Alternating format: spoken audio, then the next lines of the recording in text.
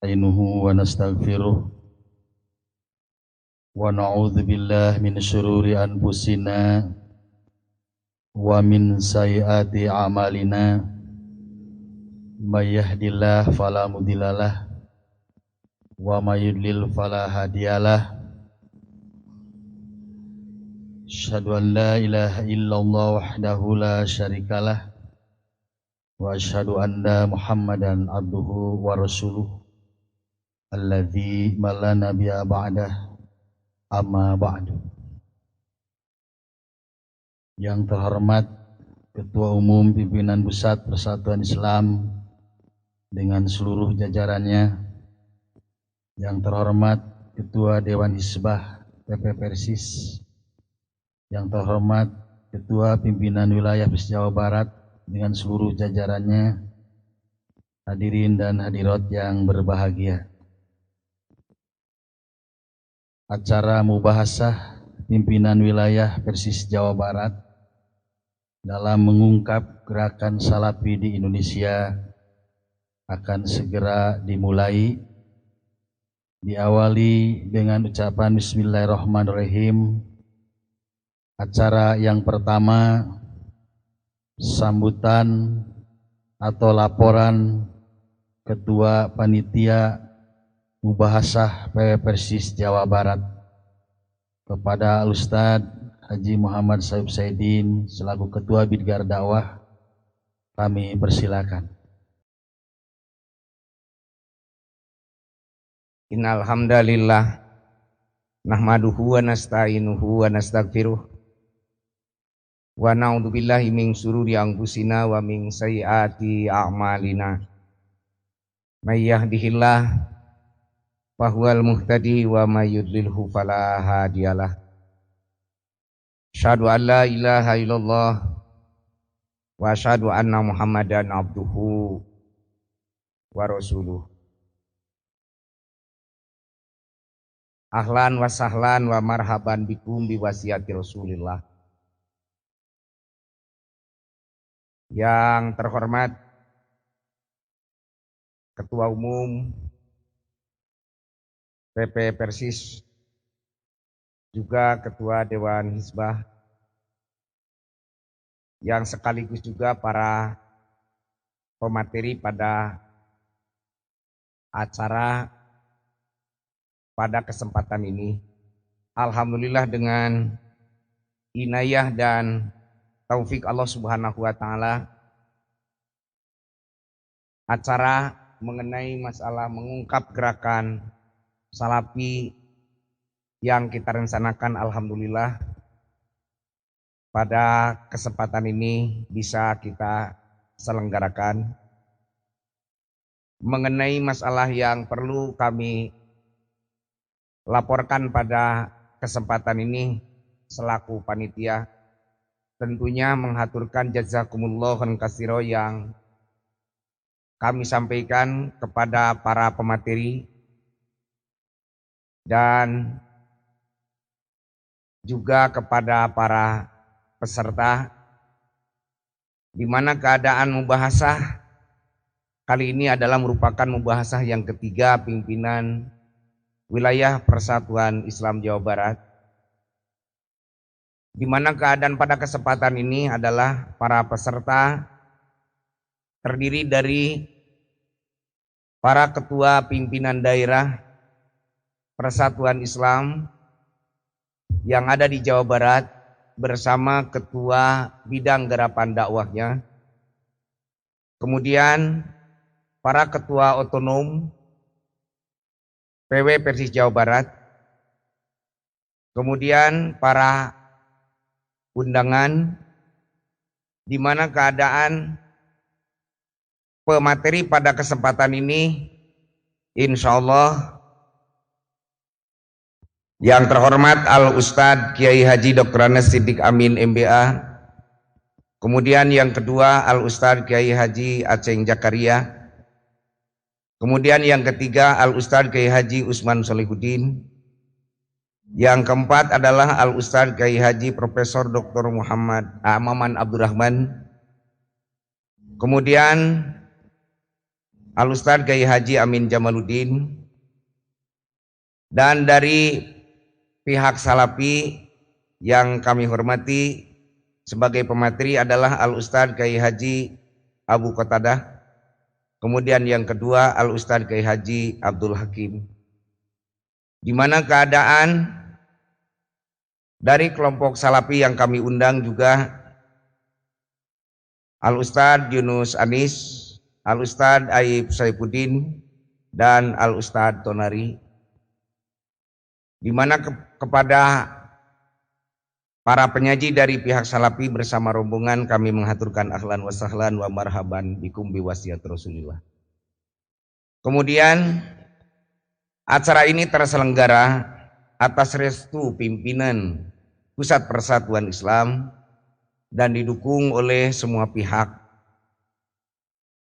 Kami ingin menyampaikan beberapa catatan pada kesempatan ini, di mana keadaan yang pertama, mohon dengan hormat agar disampaikan kepada asatid yang sangat menginginkan untuk mengikuti acara ini. Sehubungan tempatnya terbatas, kami tidak bisa mengabulkan kepada permohonan-permohonan yang ingin mengikutinya. Dan insya Allah acara seperti ini akan kita gelar di tempat yang lebih luas dan secara terbuka. Kemudian yang selanjutnya, kami juga mengundang beberapa orang asatid yang seyogyanya akan menjadi pemateri. Akan tetapi sehubungan terbatasnya waktu, maka itu pun hanya mungkin keadaan nanti akan diberi kesempatan dalam acara dialog setelah para pemateri memaparkan makalahnya. Kemudian mohon maaf yang sebesar-besarnya atas segala kekurangan para panitia.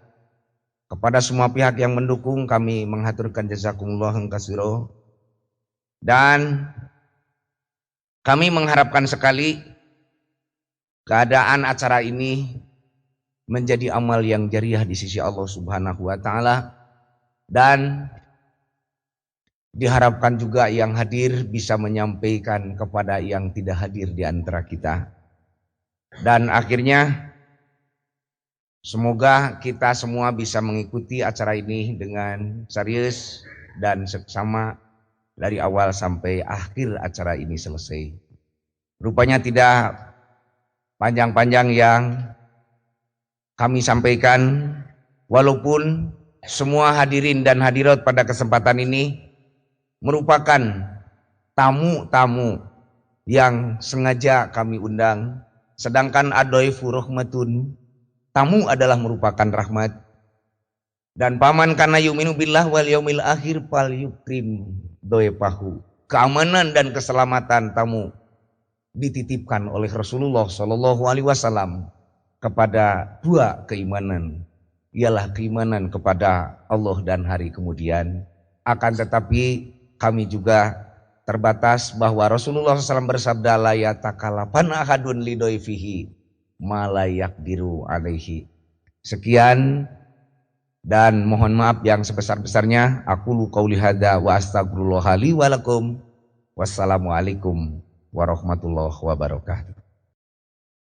Dilanjutkan dengan sambutan Ketua Pimpinan Wilayah Persis Jawa Barat, sekaligus membuka secara resmi mubahatsah pimpinan wilayah Persis Jawa Barat pada saat ini.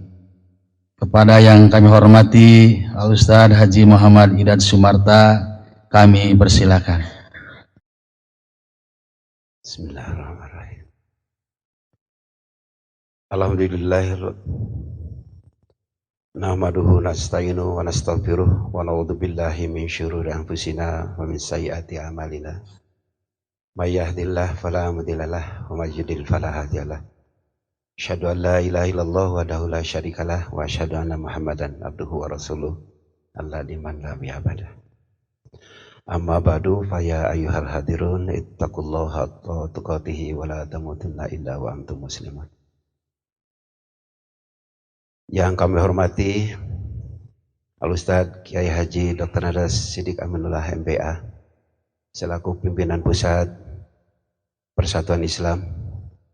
Yang kami hormati Bapak Al-Ustadz sekaligus orang tua kami KH Usman Solehuddin selaku Dewan Hizbah yang sangat kami cintai, Ketua Penasehat Al-Ustadz Emon yang hadir mewakili yang lain, serta penasehat dari pimpinan wilayah Jawa Barat yang juga diwakili oleh Ustadz Rustam Lukman.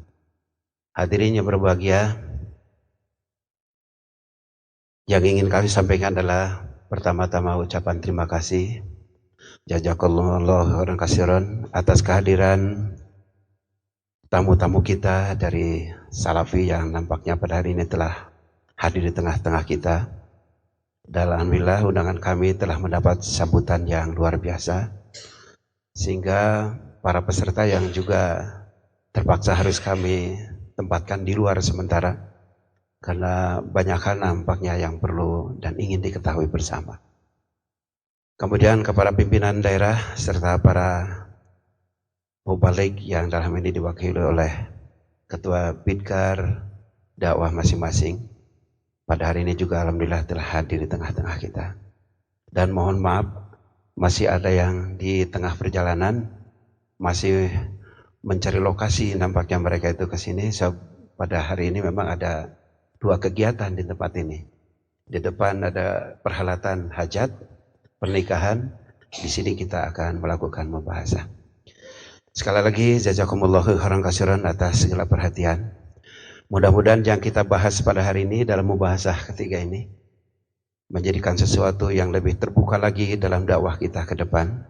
Sebab pada hakikatnya semua ormas yang menghadapi dakwah sekarang ini memang sedang banyak tantangan. Nah, oleh karena itu kita menghendaki dari mubahasah ini kita akan mendapat kesamaan langkah, kesamaan sikap bagaimana kita menghadapi dakwah-dakwah ini ke depan. Terutama dengan saudara-saudara kami dari Salafi yang alhamdulillah pada saat ini juga sedang menata dakwah ini ke depan, menghadapi tantangan yang sama, musuh yang sama di antara kita semua pada saat-saat ini. Nah, oleh itu mudah-mudahan membahas saat ini akan menjadikan suasana kita di lapangan tidak terjadi hal-hal yang satu sama lain berbenturan, barangkali itu. Kita ingin kesamaan langkah nanti kita ke depan, di mana posisi kita masing-masing adalah sama, yaitu menghadapi umat yang saat ini sangat mendambakan dakwah secara benar, dakwah secara nyata, terutama di lapangan, supaya bisa kita pelihara satu sama lain, mudah-mudahan dalam jajaran dan di bawah naungan yang sama, yaitu panji-panji Islam yang harus kita junjung tinggi. Hadirin yang kami muliakan, seperti diutarakan oleh Ketua Panitia tadi, para pembahas juga memang saat ini cukup banyak, namun mengingat waktu yang kami siapkan juga memang sangat terbatas. Kemudian tempat yang tadinya kami minta di ruang depan, tapi ternyata pada hari ini bisa di tempat ini saja terlebih dulu. Mudah-mudahan sekali lagi apa yang kita bincangkan pada malam hari ini, pada siang hari ini barangkali akan menjadi sesuatu yang nampaknya untuk kita sikapi bersama dalam langkah-langkah kita ke depan. Kemudian daripada itu kami mohon maaf sekali lagi atas keterbatasan tempat dan juga waktu yang harus kita laksanakan hari ini. Akan kita tutup nanti kira-kira pada asar jam 16 sore. Jadi kita manfaatkan dengan pembicara yang cukup banyak ini, dengan materi-materi yang cukup padat. Mudah-mudahan kita bisa mengatur waktu secara bersama-sama. Allahu yahudu bi'aidina ila ma fihi khairul Islam wal muslimin.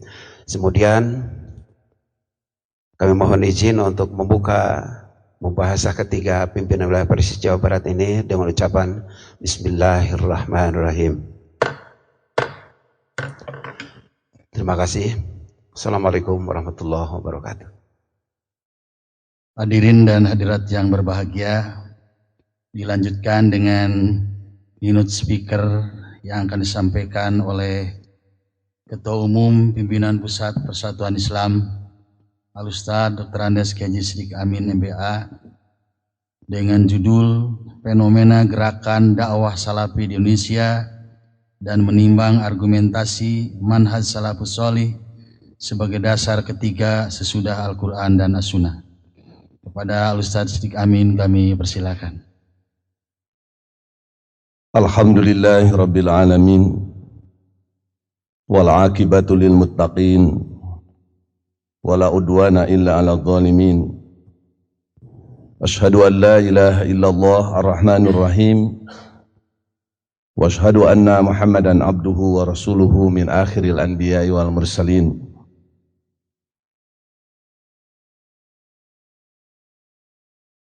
Asatidatil kiram, wabil khusus para pensarah, hadirin yang dimuliakan Allah. Pertama-tama kita panjatkan syukur alhamdulillah dengan bimbingan inayah dan rahmat Allah serta inisiatif dari pimpinan wilayah Persis Jawa Barat. Pada hari ini kita bisa berkumpul di majelis mubahasa. Mudah-mudahan kajian kita tentang salafiyah ini bermanfaat adanya. Dan dengan segala keterbatasan pengetahuan dan kemampuan, izinkan saya menyampaikan hal-hal sebagai berikut. Salaf, salafi dan salafiyah. Istilah salaf, salafi, salafiyah, salafiyun berasal dari kata dasar salaf yang berarti terdahulu, telah lalu, telah selesai, atau kaum di masa lalu. Dalam konteks kajian ini, yang dimaksud dengan salaf adalah salafus soleh, yakni para pendahulu umat Islam yang soleh. Mereka adalah para sahabat Nabi SAW, para tabi'in dan para tabi'ut tabi'in. Salafiyah berarti ajaran salafus soleh. Sementara salafiyun adalah orang-orang yang mengikuti ajaran salafus soleh. Sedang salafi adalah sebutan bagi mereka. Istilah salafi juga mencerminkan makna komunitas ideologis yang serupa dengan sebutan Maliki, pengikut madhab Imam Malik, Hanbali, pengikut madhab Imam Ahmad bin Hanbal, Ikhwani, pengikut Ikhwanul Muslimin, Tabligi, pengikut Jamaah Tabligh, Khoriji, pengikut paham Khawarij. Seseorang dinilai sebagai salafiyun karena sikap dan perilakunya mengikuti ajaran salafus soleh, meskipun ia sendiri tidak mengaku sebagai salafi. Sebaliknya, tidak jarang ada orang mengaku sebagai salafi, tapi sikap dan perilakunya tidak mencerminkan ajaran salafus soleh. Gerakan garis miring dakwah, karena ada yang kita membaca, ada kaum salafi ini yang tidak mau disebut sebagai sebuah gerakan, tapi lebih sebagai dakwah. Gerakan atau dakwah salafi di Indonesia. Menurut Profesor Dr. Dadan Wildan M. Hum dalam bukunya Pasang Surut Gerakan Pembaharuan Islam di Indonesia cetakan 2000, gerakan Wahabisme di Saudi Arabia yang dimotori oleh Imam Muhammad bin Abdul Wahhab, sebuah gerakan pembaharuan yang dalam istilah Imam Ibnu Taimiyah disebut Muhyi Atharis Salaf, dalam waktu singkat telah menyebar ke seluruh pelosok dunia, termasuk Indonesia. Pada akhir abad ke-18, gerakan salaf ini telah masuk di ranah Minangkabau. Tercatat tokoh Haji Miskin dari Pandai Sikat, Haji Sumanik dari 8 kota, dan Haji Piabang dari Tanah Datar. Ketiganya menyaksikan secara langsung gerakan kaum Wahabi di Mekah saat mereka menunaikan ibadah haji. Mereka kemudian melakukan upaya yang sama di Minangkabau. Perkembangan gerakan pembaharuan Islam di Indonesia pada awal abad ke-20 ditandai dengan berdirinya beberapa organisasi Islam. Organisasi yang pertama muncul adalah organisasi pendidikan yang dimotori oleh masyarakat Arab Indonesia yang prihatin terhadap pendidikan kaum muslimin yang dikuasai oleh kolonial Belanda. Awalnya lembaga pendidikan itu lebih diperuntukkan bagi masyarakat Arab sendiri. Namun kehadirannya telah membawa dampak positif bagi perkembangan pendidikan Islam selanjutnya.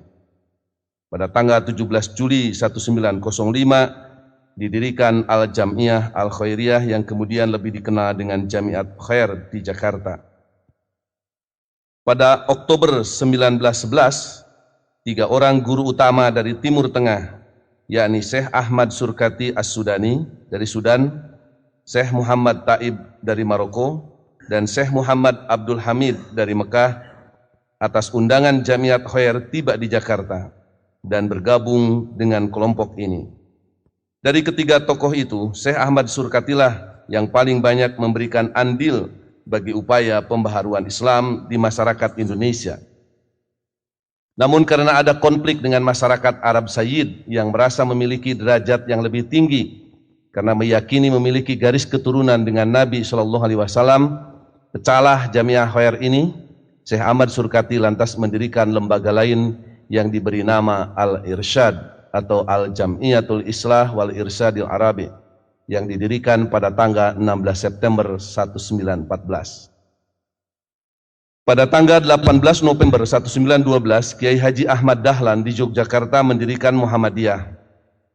Organisasi ini didirikan tidak hanya terdorong oleh upaya kristenisasi dan pembatasan akses masyarakat muslim ke dunia pendidikan dan pelayanan publik seperti kesehatan dan sosial yang dilakukan oleh kolonial Belanda, tapi juga merupakan perlawanan terhadap tradisionalisme Islam. Upaya pembaharuan Islam di Jawa berbeda dengan upaya serupa yang dilakukan di Sumatera Barat. Tantangan tradisionalisme Islam di Jawa relatif lebih berat. Hal ini disebabkan oleh kuatnya pengaruh nilai-nilai Hindu-Buddha serta nilai-nilai paganistik lainnya yang ada pada masyarakat Islam Jawa waktu itu. Di Bandung juga terdapat gerakan yang mempunyai dasar yang sama dengan Muhammadiyah dalam menyebarkan ajaran salaf, serta berusaha mengembalikan umat Islam kepada Al-Quran dan As-Sunnah. Organisasi ini bernama Persatuan Islam atau Persis, yang didirikan pada tanggal 12 September 1923 oleh Kiai Haji Zamzam dan Kiai Haji Muhammad Yunus, yang keduanya berasal dari Palembang. Dalam aktivitasnya, Persis berusaha keras mengembalikan umat Islam ke dalam ajaran Al-Quran dan As-Sunnah, menghidupkan ruhul jihad dan ijtihad, serta membasmi segala bentuk bid'ah, khurafat, syirik, dan taklid buta melalui pendekatan dakwah lisan, tulisan, dan lisanil hal, serta mendirikan lembaga-lembaga pendidikan. Menurut Abu Abdirrahman At-Talibi dalam bukunya Dakwah Salafiyah, Dakwah Bijak, meluruskan sikap keras da'i salafi, cetakan 2006. Sejak awal tahun 80-an terjadi perkembangan dakwah yang berbeda di Indonesia. Saat itu mulai berdatangan elemen-elemen pergerakan dakwah Islam dari luar negeri ke Indonesia. Kebetulan jika merunut sejarah, tahun 70-an merupakan tahun internasionalisasi bagi jamaah-jamaah dakwah tertentu. Di tahun 80-an mulai muncul Tarbiyah atau Ikhwanul Muslimin, Jamaah Tabligh, Hizbut Tahrir, Jamaah Islamiyah, dan belakangan mereka yang menamakan dirinya Salafi. Menurut At-Talibi, kini muncul kesan kuat bahwa komunitas Salafiyah di Indonesia terpecah ke dalam dua kelompok besar yang saling bermusuhan. Kelompok pertama ialah Salafi Yamani, yang merupakan kelanjutan dari Laskar Jihad di masa lalu. Mereka merupakan jaringan para da'i Salafi yang berafiliasi kepada syekh-syekh Salafi di Timur Tengah, khususnya Markaz Ilmiah Darul Hadis Syekh Mukbil bin Hadi Al-Wadi'i di kota Sa'adah, Yaman. Kelompok ini sangat menolak metode pergerakan atau harokiyah, sebab hal itu dianggap sebagai bid'ah dan merupakan praktek fanatisme atau hizbiyah. Salafi Yamani dulu ditokohi oleh Ustadz Ja'far Umar Talib dari Malang. Ia yang mendirikan pondok pesantren Ihya Sunnah di Degolan, Yogyakarta. Dialah pelopor Salafi Yamani di Indonesia di awal tahun 90-an, sampai dibubarkannya Forum Komunikasi Ahlu Sunnah wal Jamaah yang disingkat FKAWJ yang didirikan pada tanggal 14 Februari 1998 serta sayap militernya yang diberi nama Laskar Jihad yang ia dirikan pada tanggal 30 Januari 2000. Ia juga menerbitkan majalah yang diberi nama Salafi. Tapi kini Ustadz Ja'far Umar dianggap bukan lagi bagian dari komunitas Salafi Yamani. Demikian juga majalah Salafinya. Para ulama yang menjadi rujukan para dai Salafi Yamani, terutama Syekh Robi bin Hadi Al-Madkhali dan Syekh Mukbil bin Hadi Al-Wadi'i, merekomendasikan agar FKAWJ dan Laskar Jihadnya dibubarkan. Ja'far Umar juga ditahdir, diberi peringatan keras oleh gurunya sendiri. Dan setelah kejadian itu, ia dijauhi oleh para pemuda Salafi Yamani. Pesantrennya juga jadi kosong melompong. Para kolehannya pun satu persatu menjauhinya, termasuk Muhammad Umar As-Sewed yang kini menjadi tokoh Salafi Yamani. Dia yang kini memimpin pondok pesantren Diyaus Sunnah di Kecapi, Cirebon. Kelompok kedua ialah Salafi Haroki, yaitu dakwah salafiyah yang menerapkan sistem pergerakan atau harokiyah. Metode tersebut meskipun tidak sama persis, serupa dengan metode yang ditempuh oleh jamaah-jamaah dakwah Islam seperti Ikhwanul Muslimin, Hizbut Tahrir, Jamaah Tabligh, dan lain-lain. Pola haroki inilah yang membedakan kelompok ini dengan Salafi Yamani dan Salafi-Salafi independen yang tidak mengikatkan diri dengan jamaah, madrasah, atau organisasi apapun. Menurut Salafi Haroki, tandim atau sistem organisasi itu dibutuhkan untuk menunaikan dakwah di tengah berbagai fitnah kehidupan zaman modern. Mereka menilai bahwa sistem organisasi itu sebagai bentuk ijtihad yang diperbolehkan dalam Islam. Di kalangan Salafi Yamani dan sebagian ulama Salafi, baik di Yaman maupun di Timur Tengah, pada umumnya ada sebutan bagi komunitas Salafi Haroki ini, yaitu sururi atau sururiyah. Dinisbahkan kepada seorang tokoh yang dianggap sebagai perintis gerakan ini, yakni Muhammad Surur bin Nayef Zainal Abidin, mantan tokoh Ikhwanul Muslimin asal Syria. Muhammad Surur adalah pemimpin Yayasan Al-Muntada Al-Islami yang berpusat di London. Lembaga ini mengkoordinasikan majlis-majlis dakwah salafiyah yang berpola pergerakan. Selain Muntada Al-Islami, ada juga Jum'iyah Ihya Ut-Turas Al-Islami yang berpusat di Kuwait yang dipimpin oleh Syekh Abdurrahman Abdul Khaliq. Salafi Haroki ini menjadi identik dengan dua organisasi dakwah ini, meskipun di luar keduanya masih ada lembaga-lembaga lain yang juga menempuh metode serupa. Permusuhan dalam tanda kutip antara Salafi Yamani dengan Salafi Haroki ini nampak sangat tajam.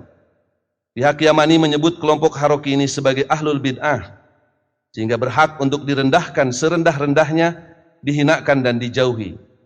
Sekedar contoh saja, dalam tulisan yang berjudul Membongkar Kedustaan Abdurrahman At-Tamimi, seorang tokoh Al-Irsad di Jawa Timur yang ditulis oleh Abu Dzulqarnain Abdul Ghafur Al-Malanji, yang pernah dimuat di situs Salafi Or.id sebagai bantahan atas ceramah Abdurrahman At-Tamimi di hadapan komunitas ilmiah Salafiyah di markas Imam Al-Albani di Yordania. Abu Dzulqarnain menyebut Abdurrahman dengan sebutan Al-Kadzab, kalajengking beracun dan ular berbisa. Pihak yang paling banyak diserang oleh majalah Salafi ialah Ikhwanul Muslimin dan tokoh-tokoh seperti Hasan Al-Banna, Sayyid Qutub, Yusuf Qaradawi, Hasan Turabi, dan sebagainya. Syekh Mukbil bin Hadi ketika memberi pengantar buku Raf'ul Lisam Al-Mukhalafatil Qaradawi li Syariatil Islam, menyingkap tabir penyimpangan Al-Qaradawi terhadap syariat Islam, pernah dimuat di situs Salafi Or.id 19 April 2004. Kata pengantar, Syekh Mukbil diletakkan paling atas sebelum pengantar dari murid-murid beliau dan ulama lainnya. Buku tersebut merupakan karya dari Syekh Ahmad bin Muhammad bin Mansur Al-Udaini. Dalam pengantarnya, Syekh Mukbil antara lain mengatakan, Alhamdulillah, tiada seorang pun dai penyeru kepada kesesatan dari kalangan ulama jahat, melainkan ada pada ahlus sunnah yang membidiknya, sampai tersungkur dan tersingkap kebobrokannya. Para dai ahlus sunnah senantiasa memperingatkan kaum muslimin dari kebatilan dan kesesatan ulama jahat. Allah Subhanahu wa taala berfirman, sebenarnya kami melontarkan yang hak kepada yang batil, lalu yang hak itu menghancurkannya, maka dengan serta-merta yang batil itu lenyap. Surat Al-Anbiya 18. Di antara sekian banyak dai dolalah yang menyeru kepada kesesatan pada zaman sekarang ini adalah Yusuf Qaradawi, mufti Qatar. Sungguh dia telah menjadi amunisi baru bagi musuh-musuh Islam. Dia telah mencurahkan pena dan lisannya guna menyerang agama Islam. Dai Ahlus Sunnah tidak akan tinggal diam. Mereka pasti akan mengarahkan anak panah kepadanya dan menghabisi argumennya, sebagaimana mereka telah menghabisi dai-dai sesat lainnya. Di antara dai Ahlus Sunnah yang melakukan demikian adalah Syekh Al-Fadil Ahmad bin Muhammad bin Mansur Al-Udaini. Dia telah banyak meneliti sepak terjang kesesatan Qaradawi. Pokok-pokok kesesatan Qaradawi itu dipatahkan berdasarkan dalil-dalil Al-Quran dan As-Sunnah. Sejak awal 1996, melalui majalah Salafi, Ja'far Umar juga pernah melontarkan celaan sangat keras terhadap Yusuf Qaradawi. Ja'far Umar menyebut Al-Qaradawi sebagai aduwullah, musuh Allah, dan sebutan Yusuf Al-Quraidi, Yusuf dari suku Yahudi Quraidah. Sebutan-sebutan tersebut sempat dikoreksi oleh guru Ja'far Umar di Yaman, dan gurunya memberi sebutan yang menurutnya lebih baik, yakni Yusuf Al-Qaradawi, dalam arti Yusuf sang penggunting, maksudnya penggunting syariat Islam. Sedangkan pihak Haroki, mereka juga membela diri dan sekaligus menyerang balik Salafi Yamani. Di antaranya seperti yang disebutkan oleh Mubarak BM Bamualim LC dalam bukunya Biografi Syekh Al-Albani, Mujaddid dan Ahli Hadis Abad ini, halaman 187, bagian catatan kaki. Bamualim menulis, sebagaimana yang terjadi di negeri ini, munculnya beberapa gelintir manusia dengan berpakaian salafiyah, memberikan kesan seolah-olah mereka mengajak kepada pemahaman salaf. Namun hakikatnya mereka adalah pengekor hawa nafsu dan perusak dakwah salafiyah. Akibatnya mereka hancur berkeping-keping dan saling memakan daging temannya sendiri. Wal'iyadubillah. Seorang tokoh Jum'iyah Ihya'ut Turas Al-Islami yang ditugaskan di Indonesia, yang mengajar di pesantren Al-Irsyad Tenggaran Salatiga, Jawa Tengah, bernama Syarif bin Muhammad Fuad Haza, karena kegerahannya terhadap cara-cara Ja'far Umar, maka atas inisiatifnya ia menyebarkan selebaran berjudul Penjelasan dan Ajakan yang diterjemahkan oleh Yusuf Usman Baisa, pimpinan pesantren Al-Irsyad Salatiga. Inti selebaran itu adalah mengajak Ja'far Umar untuk melakukan mubahalah agar Allah melaknati salah satu dari keduanya yang terbukti sebagai pendusta. Mubahalah itu pun akhirnya terjadi antara dua orang tokoh dakwah Islam, yaitu Ja'far Umar dari Salafi Yamani dan Syarif Muhammad Haza dari Ihya Turas Kuwait atau dari Salafi Haroki. Keutamaan para sahabat Nabi SAW.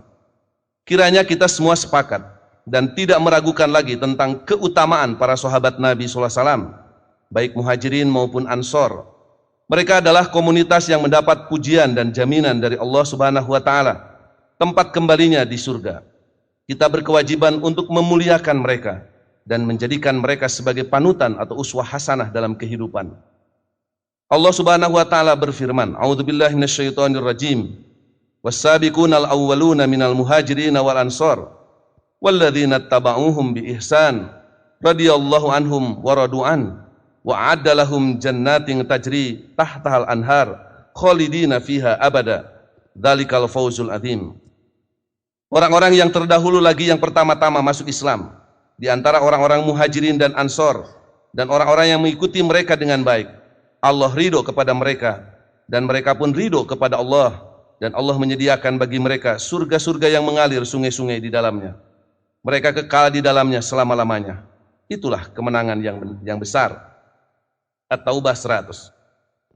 Demikian juga keutamaan para tabi'in dan tabi'ut tabi'in yang digambarkan dalam hadis An Imran bin Husain radhiyallahu anhuma qala Nabi SAW, khairukum qarni thumma alladhina yalunahum thumma alladhina yalunahum. Rawahul Bukhari wa Muslim. Dari Imran bin Husain berkata, bersabda Rasulullah SAW, sebaik-baik kamu adalah generasiku, kemudian yang sesudahnya, kemudian yang sesudahnya. Hanya kaum Syiah Rafidah dan yang semacamnya yang merendahkan martabat para sahabat Nabi SAW. Mereka menilai bahwa para sahabat sepeninggal Nabi SAW semuanya murtad, kecuali hanya 3 orang, yakni Al-Miqdad bin Al-Aswad, Salman Al-Farisi, dan Abu Dzar Al-Ghifari. Demikian seperti dimuat oleh Al-Qisi di dalam kitabnya Rijalul Qisi halaman 1213 dan oleh Al-Kulaini dalam kitabnya Furu'ul Kafi halaman 115. Malah Muhammad Bakir Al-Majlisi dalam kitabnya Haqqul Yakin halaman 33 dengan menisbahkan perkataan kepada Imam Zainal Abidin yang ditanya soal Abu Bakar radhiyallahu an dan Umar radhiyallahu an, beliau menjawab, keduanya adalah kafir dan mereka yang mengangkatnya juga kafir. Bahkan di halaman 519, Al-Majlisi mengatakan, akidah kami dalam hal kebencian adalah membenci 4 berhala, yaitu Abu Bakar, Umar, Utsman, dan Muawiyah, dan 4 wanita, yaitu Aisyah, Hafsah, Hindun, dan Ummul Hakam, serta semua orang yang mengikuti mereka. Mereka adalah sejelek-jelek makhluk di muka bumi ini. Tidaklah sempurna iman kepada Allah, Rasulnya, dan para imam, kecuali setelah membenci musuh-musuh tersebut. Subhanallah. Al-Quran dan As-Sunnah sebagai 2 dasar. Selama ini para tokoh dan organisasi Muhyi Atharis Salaf selalu mendasarkan kegiatan dakwahnya kepada Al-Quran dan As-Sunnah, menyuruh umat untuk kembali kepada Al-Quran dan As-Sunnah karena keyakinan yang kuat atas jaminan Rasulullah SAW yang menyatakan bahwa siapapun yang berpegang teguh atau berpedoman kepada Al-Quran dan As-Sunnah tidak akan sesat selamanya. Allah Subhanahu wa taala telah memerintahkan, ya ayyuhalladzina amanu atiullaha wa atiur rasula walil amri minkum fa in tanaza'tum fi syai'in farudduhu ila Allah war rasul in kuntum tu'minuna billah wal yaumil akhir dzalika khairu wa ahsanu ta'wila. Hai orang-orang yang beriman, taatilah Allah dan taatilah Rasulnya dan ulil amri di antara kamu. Kemudian jika kamu berlainan pendapat tentang sesuatu, maka kembalikanlah ia kepada Allah, yakni Al-Quran, dan Rasul, yaitu sunnahnya, jika kamu benar-benar beriman kepada Allah dan hari kemudian. Yang demikian itu lebih utama bagimu dan lebih baik akibatnya. Surat An-Nisa 59. Nabi bersabda, taraktu fikum amrain lan tadillu ma tamasaktum bihima kitaballah wa sunnata nabi. Rawahu Malik fil Muwatta wa rawa aidan Al-Hakim an Abi Hurairah fil Mustadrak. Aku tinggalkan 2 perkara, kalian tidak akan sesat selama berpegang teguh kepada keduanya, Kitabullah Al-Quran dan sunnah nabinya. Riwayat Imam Malik dalam Al-Muwatta, juga riwayat Al-Hakim dalam Al-Mustadrak.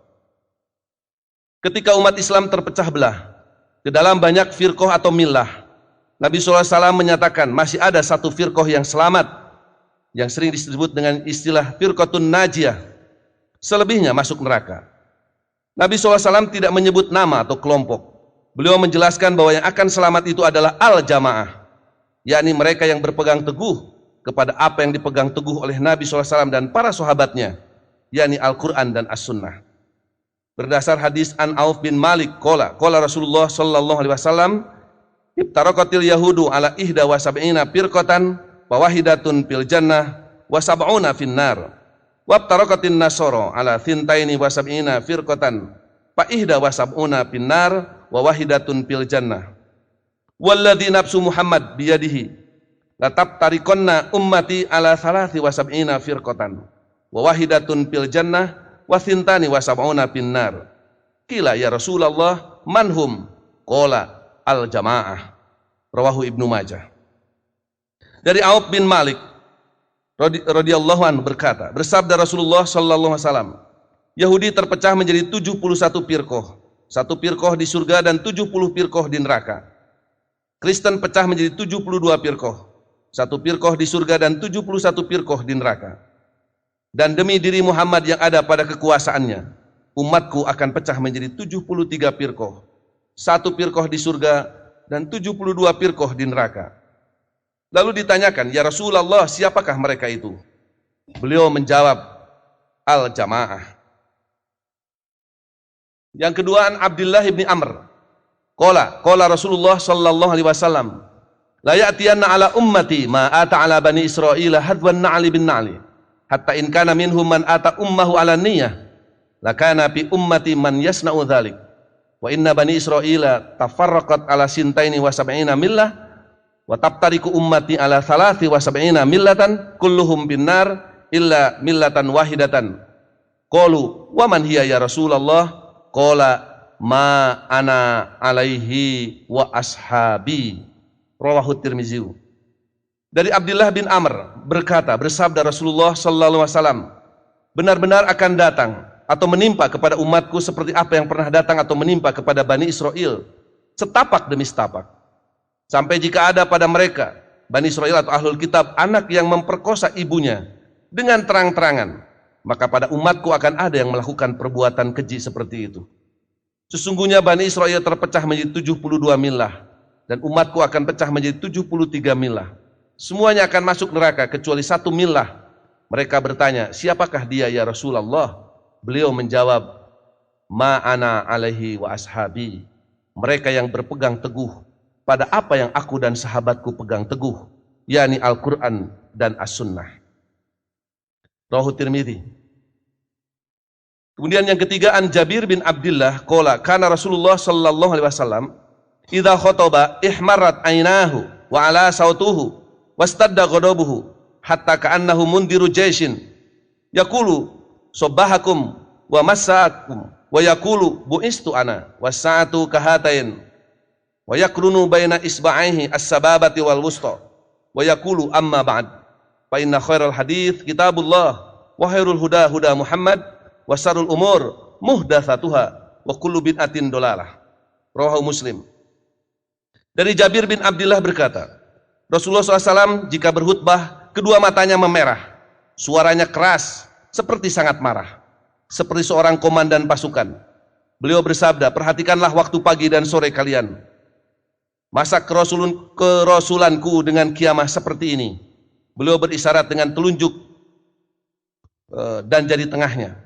Beliau bersabda, amma ba'du, sesungguhnya sebaik-baik perkataan adalah kitabullah, dan sebaik-baik petunjuk adalah petunjuk Muhammad SAW, dan sejelek-jelek urusan adalah yang diada-adakan, dan setiap bid'ah itu sesat. Manhaj salafus soleh sebagai dasar ketiga. Bagi salafi Yamani, siapapun yang hanya berdiri di atas Al-Quran dan As-Sunnah, tapi tidak berdiri di atas manhaj salafus soleh, mereka adalah sesat. Berikut saya kutip pernyataan Syekh Al-Albani ketika memberi fatwa tentang kesesatan Hizbut Tahrir yang dimuat oleh Salafi Or-Aidi 1 Juni 2003 sebagai berikut.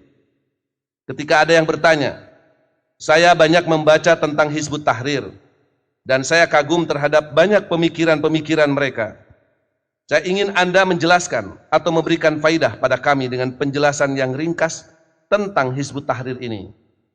Syekh Al-Albani menjawab antara lain, golongan atau kelompok atau perkumpulan atau jamaah apa saja dari perkumpulan Islamiyah, selama mereka tidak berdiri di atas kitabullah, Al-Quran dan sunnah Rasulullah sallallahu alaihi wasallam, serta di atas manhaj atau jalan atau cara salafus soleh, maka dia, golongan itu, berada dalam kesesatan yang nyata, tidak diragukan lagi. Bahwasanya golongan atau hizib apa saja yang tidak berdiri di atas tiga dasar ini, Al-Quran, sunnah Rasulullah SAW, dan manhaj salafus soleh, maka akan berakibat atau membawa kerugian pada akhirnya, walaupun mereka itu dalam dakwahnya ikhlas. Syekh Muhammad Nasiruddin Al-Albani juga menjelaskan tentang belum cukupnya jika hanya berdasar Al-Quran dan As-Sunnah, seperti dimuat oleh situs As-Sunnah Or-Aidi 13 Juni tahun 2000 sebagai berikut. Syekh Al-Albani menjelaskan sebabnya kembali kepada dua hal, yaitu pertama, hubungan dengan dalil syar'i, dan kedua, fenomena jamaah Islamiyah yang ada. Berkenaan dengan sebab pertama, kita dapati dalam nas-nas yang berupa perintah untuk menaati hal lain di samping Alkitab dan As-Sunnah, sebagaimana dalam firman Allah, dan taatilah Allah, taatilah Rasul dan ulil amri di antara kalian. Surat An-Nisa 59. Jika ada waliul amri yang dibaiat kaum muslimin, maka menjadi wajib ditaati seperti keharusan taat kepada Alkitab dan As-Sunnah. Walau kadang muncul kesalahan dari dirinya dan bawahannya, taat kepadanya tetap wajib untuk menepis akibat buruk dari perbedaan pendapat dengan menjunjung tinggi syarat yang sudah dikenal, yaitu tidak ada ketaatan kepada makhluk di dalam bermaksiat kepada Al-Khaliq. Lihat As-Sahihah nomor 179. Dan barang siapa yang menentang Rasul sesudah jelas kebenaran baginya dan mengikuti jalan yang bukan jalan orang-orang mukmin, kami biarkan mereka berkuasa terhadap kesesatan yang telah dikuasainya itu, dan kami masukkan dia ke dalam jahanam, dan jahanam itu seburuk-buruk tempat kembali. Surat An-Nisa ayat 115. Allah Ta'ala, Allah Maha Tinggi dan jauh dari main-main. Tidak disangka lagi penyebutan sabilil mu'minin atau jalan kaum mukminin pasti mengandung hikmah dan manfaat yang besar. Ayat itu membuktikan adanya kewajiban penting, yaitu agar ittiba kita terhadap Alkitab dan As-Sunnah harus sesuai dengan pemahaman generasi Islam yang pertama, yaitu generasi sahabat. Inilah yang diserukan dan ditekankan oleh dakwah salafiyah di dalam inti dakwah dan manhaj tarbiyahnya. Sesungguhnya dakwah salafiyah benar-benar akan menyatukan umat, sedangkan dakwah lainnya hanya akan mencabik-cabiknya. Allah berfirman, dan hendaklah kamu bersama-sama orang-orang yang benar. At-Taubah ayat 119. Siapa saja yang memisahkan antara Alkitab dan As-Sunnah dengan As-Salafus Sholih, bukanlah seorang yang benar selamanya. Adapun berkenaan dengan sebab kedua, bahwa kelompok-kelompok dan golongan-golongan umat Islam sekarang ini sama sekali tidak memperhatikan untuk mengikuti jalan kaum mukminin yang telah disinggung ayat di atas dan dipertegas oleh beberapa hadis. Di antaranya hadis tentang firqoh yang berjumlah 73 golongan, semua masuk neraka kecuali satu. Rasul mendeskripsikan sebagai dia golongan itu adalah yang berada di atas pijakan dan para sahabatku hari ini. Hadis ini senada dengan ayat yang menyitir tentang jalan kaum mukminin. Di antara hadis yang juga senada maknanya adalah hadis Irbad bin Sariyah yang di dalamnya memuat perintah pegangilah sunnahku dan sunnah khulafaur rasyidin sepeninggalku. Jadi di sana ada dua sunnah yang harus diikuti, sunnah Rasul dan sunnah khulafaur rasyidin. Menjadi keharusan atas kita generasi mutaakhirin untuk merujuk kepada Alkitab dan As-Sunnah dan jalan kaum mukminin. Kita tidak boleh berkata kami mandiri dalam memahami Alkitab dan As-Sunnah tanpa petunjuk salafus soleh. Demikian juga kita harus memiliki nama yang membedakan antara yang hak dan batil di zaman ini. Belum cukup kalau kita hanya mengucapkan saya seorang muslim saja atau bermadhab Islam, sebab semua firqoh juga mengaku demikian, baik Syiah, Ibadiyah, salah satu firqoh dalam Khawarij, Ahmadiyah dan yang lainnya. Apa yang membedakan kita dengan mereka? Kalau kita berkata saya seorang muslim yang memegangi Al-Quran dan As-Sunnah, ini juga belum memadai, karena firqoh-firqoh sesat juga mengklaim ittiba terhadap keduanya. Tidak sak lagi nama yang jelas, terang dan membedakan dari kelompok sempalan adalah ungkapan saya seorang muslim yang konsisten dengan Alkitab dan As-Sunnah serta manhaj salaf, atau disingkat saya salafi. Dari penjelasan Syekh Nasiruddin Al-Albani di atas, kita bisa mengetahui bahwa yang menjadi dasar penetapan manhaj salafus soleh sebagai dasar ketiga antara lain adalah firman Allah, wa may yushaqqiqir rasula mim ba'di ma tabayyana lahul huda wa yattabi ghaira sabilil mu'minin nuwallihi ma tawalla wa nuslihi jahannama wa sa'at masira. Dan barang siapa yang menentang Rasul sesudah jelas kebenaran baginya dan mengikuti jalan yang bukan jalan orang-orang mukmin, kami biarkan ia leluasa terhadap kesesatan yang telah dikuasainya itu, dan kami masukkan ia ke dalam jahanam, dan jahanam itu seburuk-buruk tempat kembali. Kata sabilil mu'minin dalam beberapa tafsir diberi penjelasan Saya buka-buka tafsir yang ada di rumah, misalnya di Al-Qasimi yang dimaksud dengan sabilil mu'minin itu wahwa dinul qayyim. Al-Maroghi memberikan penjelasan dengan kalimat sabili ahlil huda. Al-Qurtubi dengan kalimat tariqul muslimin. As-Sobuni memberi penjelasan dengan kalimat wayattabi minhajan ghairu minhajihim. Al-Fakhrur Raji dengan kalimat ghairu dinil muwahhidin. An-Nasafi ay sabilil ladzi hum alaihi minad dinil hanifi. Al-Munir memberi penjelasan dengan kalimat ay ittifaqul mujtahidin min ummati Muhammadin sallallahu alaihi wasallam ba'da wafatihi fi asrin minal usur ala hukmi syar'i. Dari beberapa penafsiran di atas, beberapa di antaranya menunjukkan bahwa yang dimaksud dengan sabilil mu'minin itu adalah ajaran Islam, ajaran tauhid. Terutama jika dikaitkan dengan sababun nuzul ayat ini terkait dengan orang-orang kafir Quraisy yang datang ke Madinah kemudian menyatakan diri masuk Islam, tapi setelah kembali ke Mekah kemudian mereka murtad dan kembali kepada kemusyrikan. Mereka meninggalkan jalan orang-orang yang beriman, yakni ajaran Islam, agama tauhid. Agama Islam, agama tauhid. Syekh Muhammad Mutawalli As-Sa'rawi di dalam tafsirnya juz 5 halaman 2637 menghubungkan kata sabilil mu'minin dengan ayat wa anna hadza sirati mustaqima fattabi'uhu wa la tattabi'us subula fatafarraqu bikum an sabilihi dzalikum wassaqum bihi la'allakum tattaqun.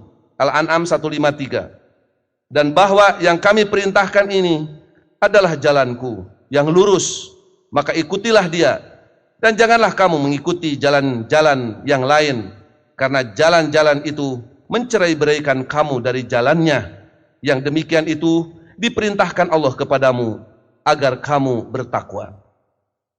Jika ayat ini dikaitkan dengan hadis Nabi SAW di atas yang menyebutkan bahwa umat Islam akan pecah menjadi 73 firqah atau millah, semua masuk neraka kecuali satu, yaitu ma'ana alaihi wa ashabi, yaitu mereka yang berpegang teguh kepada Al-Quran dan As-Sunnah. Argumentasi yang kedua yaitu firman Allah di surat An-Nisa 59, ya ayyuhalladzina amanu atiullaha wa atiur rasula wa ulil amri minkum fa in tanaza'tum fi syai'in farudduhu ilallah war rasul in kuntum tu'minuna billahi wal yaumil akhir dzalika khairu wa ahsanu ta'wila.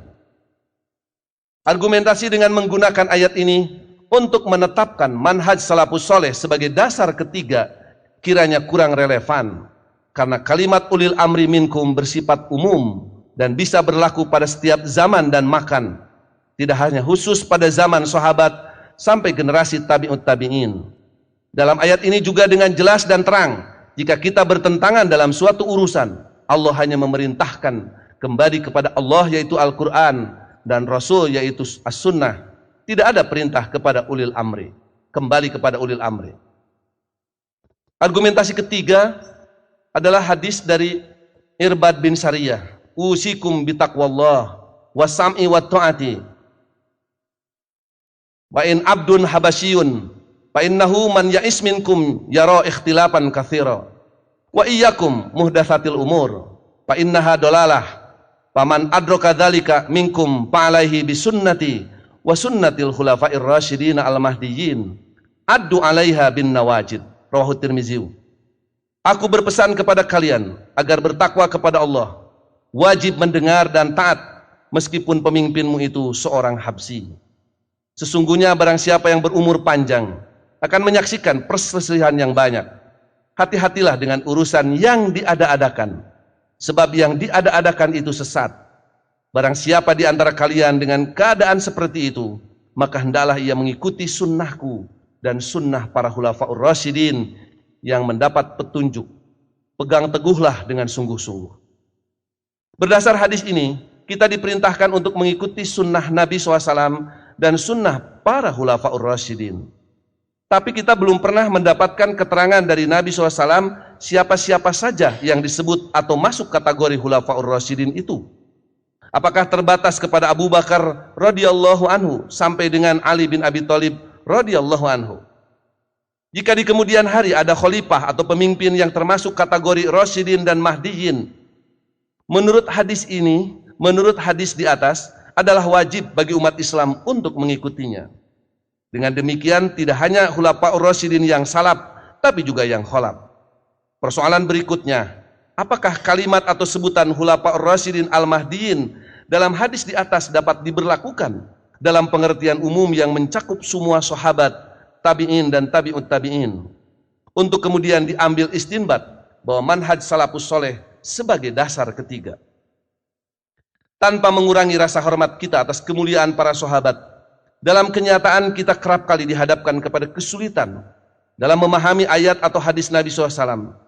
Ketika di antara sahabat Nabi SAW sendiri terjadi perbedaan pendapat atau sikap, lantas sahabat manakah yang harus diikuti? Kita ambil contoh satu misalnya, tentang makna aulamastumun nisa dalam Quran surat An-Nisa ayat 43 dan Al-Maidah ayat 6. Ibnu Mas'ud berpendapat, mencium itu termasuk lamasu, hendaklah berwudu. Lamasu itu bukan bersetubuh. Begitu dalam Nailul Autor juz 1 halaman 231. Sementara Ali bin Abi Thalib dan Ibnu Abbas menafsirkan mulamasah itu dengan arti jima atau bersetubuh. Kalau kita lihat Subul Salam juz 1 halaman 66. Pendapat sahabat mana yang harus kita ambil? 2. Dalam hadis riwayat Al-Bukhari dijelaskan bahwa adzan Jumat itu dilakukan apabila imam sudah duduk di mimbar. Pada zaman Nabi SAW, Abu Bakar dan Umar. Maka pada masa Khalifah Utsman, di mana manusia muslim semakin banyak, Utsman memerintahkan untuk menambah adzan ketiga, yang kini sering disebut dengan adzan awal, di Zauro, sebuah tempat di pasar Madinah. Persoalan yang muncul, sunnah Khulafaur Rasyidin yang mana yang harus kita ambil dalam masalah ini? Apakah yang berlaku di zaman Abu Bakar dan Umar, di mana adzan Jumat itu hanya 1 kali? Atau cara Utsman bin Affan dengan adzan 2 kali? Dari uraian sederhana ini, izinkan saya membuat beberapa catatan atau kesimpulan sebagai berikut. 1. Kita tidak menemukan dalil yang sharih, yang jelas, yang menetapkan manhaj salafus soleh sebagai dasar ketiga setelah Al-Quran dan As-Sunnah. 2. Rasulullah SAW kita yakini paling paham mengenai makna kalimat sabilil mu'minin. Tapi dalam sabdanya beliau hanya berwasiat untuk berpegang teguh kepada 2 perkara, yakni Al-Quran dan As-Sunnah, dengan jaminan kita tidak akan sesat selamanya. Menjadi sesuatu yang aneh jika kemudian ada yang ragu atas jaminan Nabi SAW tersebut. Menjadi sesuatu yang membingungkan dan kontradiktif dengan jaminan Nabi SAW jika kemudian ada yang menilai sesat jika hanya berdasar kepada Al-Quran dan As-Sunnah. 3. Kita yakin bahwa yang jadi pegangan para salafus soleh, sahabat, tabi'in dan tabi'ut tabi'in dahulu juga hanya 2, yakni Al-Quran dan As-Sunnah.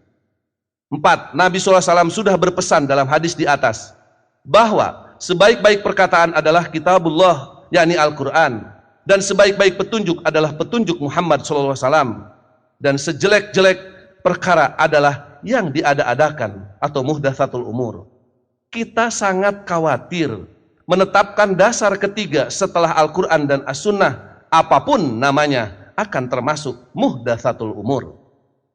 5. Patut menjadi renungan kita semua. Apakah cara-cara dakwah dengan cara kasar, merendahkan dan menghinakan itu sudah termasuk dakwah bil hikmah dan sesuai dengan cara dakwah salafus soleh?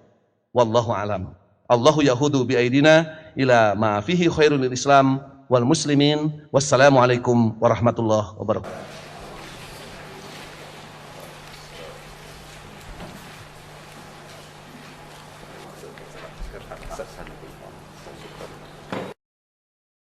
Demikianlah hadirin yang berbahagia, dari awal sampai akhir dalam acara pembukaan ini. Mudah-mudahan pada acara ini kita semua senantiasa bersama ridho Allah Subhanahu wa Ta'ala. Dan untuk melanjutkan acara berikutnya, yang insya Allah nanti akan dipandu oleh Al-Ustaz Rahmat Najib. Namun sebelum itu kami persilakan untuk rehat kurang lebih 5 menit sampai 10 menit. Terima kasih atas segala perhatian. Teriring doa jazakumullahu khairan katsira. Mohon maaf atas segala kekurangan. Aqulu qouli hadza wa astaghfirullah li wa lakum. Wassalamualaikum warahmatullahi wabarakatuh.